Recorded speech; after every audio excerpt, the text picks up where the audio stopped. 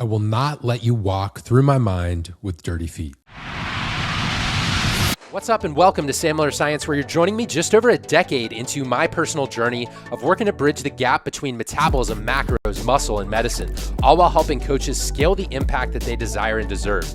If you are here, thank you so much for listening and for trusting me to help you elevate your coaching game or to lead you in your transformation to realize your true potential. In either case, each week I'll be sharing my methods, models, and message to serve as leverage for your specific goals. Without further ado, let's get on to today's show. It's a quote I've come back to over the years because most people would never tolerate someone speaking to you the way that you speak to yourself.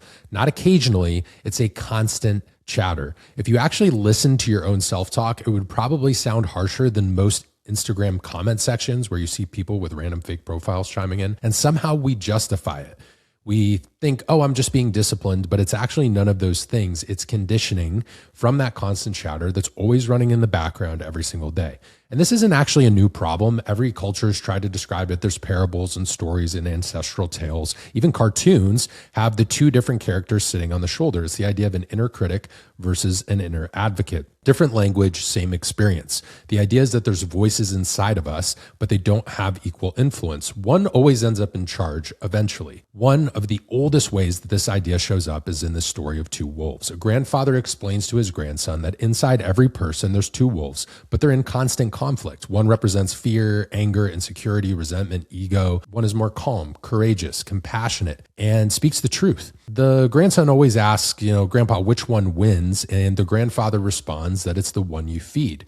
And as much as this is kind of an ancestral tale, it's true, even if it seems poetic. Most people aren't dealing with some symbolic battle between good and evil, but they are dealing with an internal critic that's shaped by their environment. It involves constant comparison, public metrics, and endless exposure to other people's highlights without context. Because you're not just doing work anymore. A lot of times, especially if you're a health and fitness coach, you're watching yourself and you're watching what other people are doing at the same time. And then after posting it, you're wondering how it's perceived that you're doing from outside. That's not necessarily profound or dramatic, but it is this constant chatter that's running in the background that never shuts off. And the mistake that most people make is assuming that you need to argue with this voice.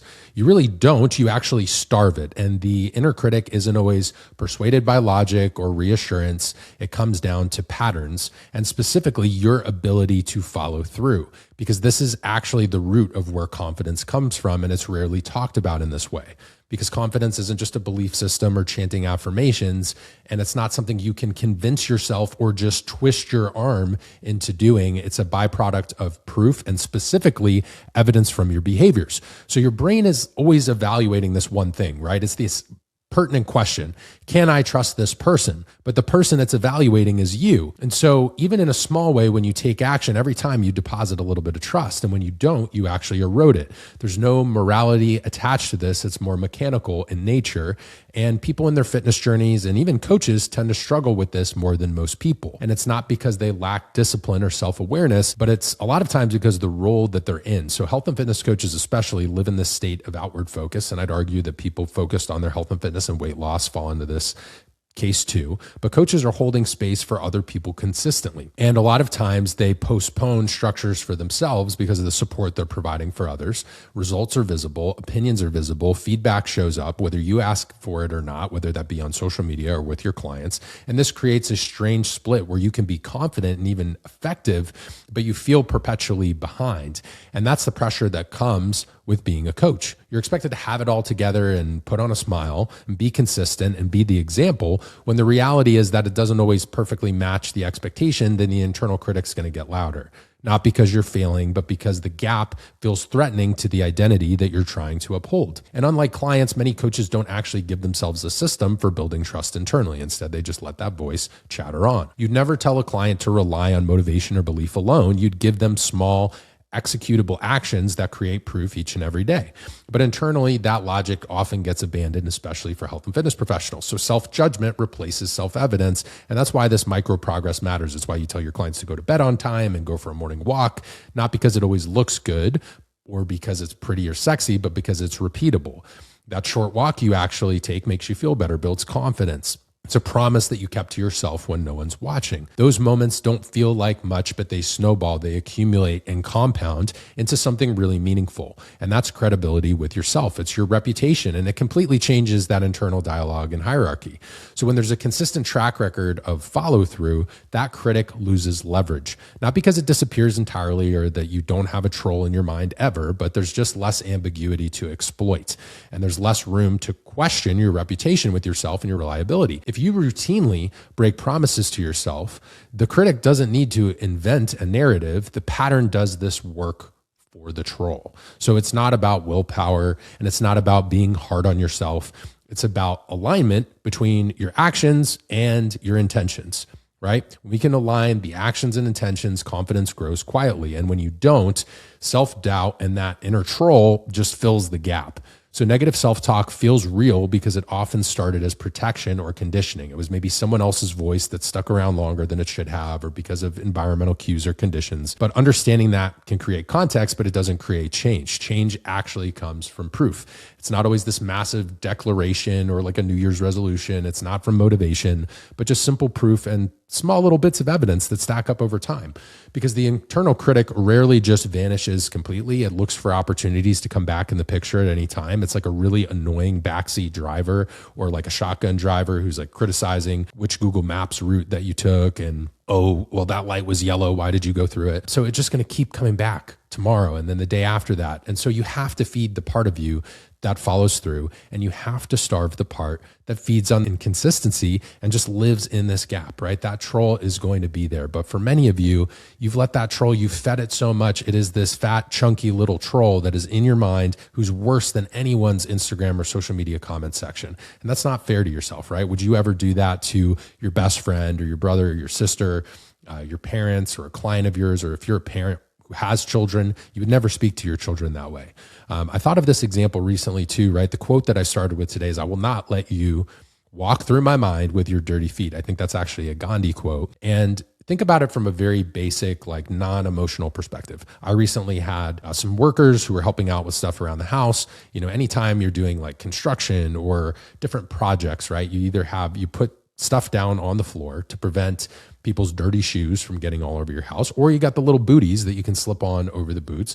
And best off, you could just take your shoes off and not let it completely get tracked all the way through your house. And so sometimes there's little actions that we can take, whether it's a little preventive measure, you know, taking a little bit of action so we don't get that dirt all over the place, whether it's putting the booties on over the shoes or standing up confidently and just saying, "Hey, take your shoes off, leave them outside, or wipe your feet on the mat." In a common sense situation to protect something like our physical property or a house that doesn't seem like a big deal.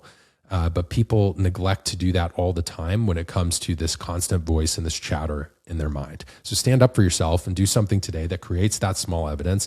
And don't be the person who is your toughest critic and the most harsh, right? Someone has to cheer for you, and usually it's got to start with you, but you're never going to do it if you don't actually align those actions with your original intentions, because that's where the confidence comes from.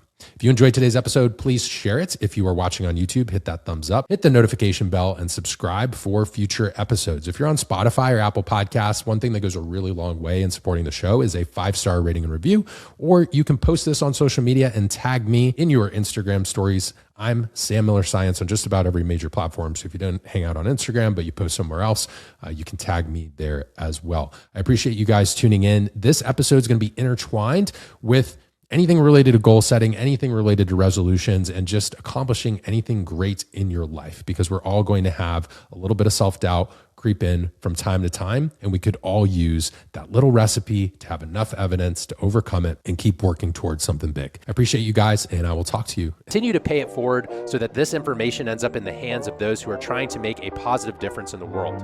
Thank you so much again for joining me, and I'll talk to you guys in the next episode.